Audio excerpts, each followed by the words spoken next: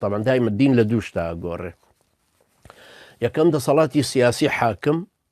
كزخت خاطر سر ملاكان وكتشون هسه عربستاني السعودي كعربستاني السعودي يكمين دولتي عالمي مسلمانانا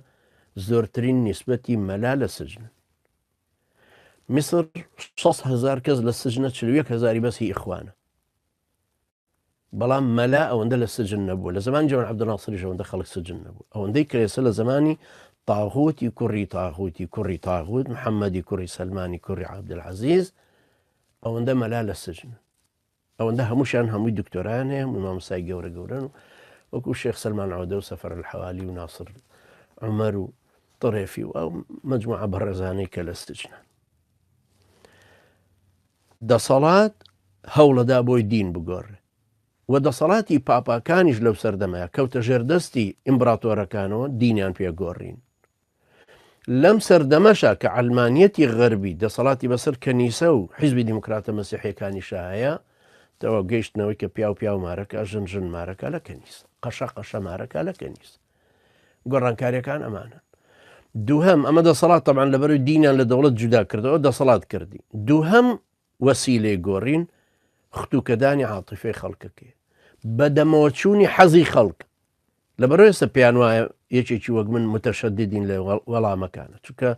حكم الشرع كان بيانك بيوي مساومة لسروب كن ولا حزي للربا فقيرة شبكا ودا قناح بينشر منالي هي وخانويني وهم الرجاء جوزت وكري خانو نادري اقل ما بيبشكي وكري خانوي دصال كاكا او خانو اخوا اقل ما بيشكي مجزاني بلام الرباش تيكي زور جريمة يجي قوري او دقان لسر ريبان شتيجي قوري بوين ناوريني مش بلين باش ولا حلال وكو ما مسا بشير حداد حلالي كردو بروا حلالي كردو دينك ايك خستا كنارو هموش تيجي تري حلال كردو لبر خاطري دا صلاة بزانا چونا قوري بارتي بشيري قوري بشيري جايو دينك بو خلقك بقوري بمزاجي خلقك توقع كردن حلالة الرباتان بو حلالة لقل احتلالة بنا من مشروعي بروجي آزاد كردني عراق واروها بوين باخ ضروري ترى العمامة عمامة شيء خب عمامة ولا دايقنا بوين برو بوين باخي شيء أوريش مش أيش لملك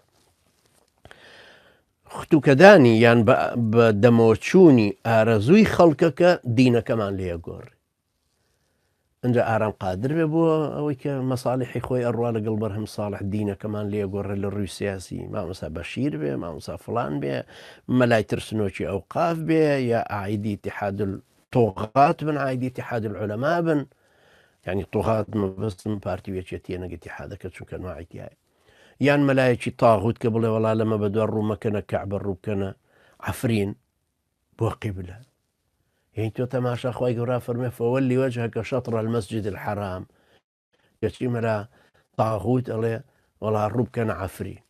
الدين قورين أما ولا بربكك ولا بربارتي ولا بريتشتي أي هروج وشر بارتي ويتشتي بو ملا تبون بو ترفي بارتي بيج مرجان ترجع كركاك بكوجن الجهاد شهيدا ملاي لا يتشتي شهات بون ديسان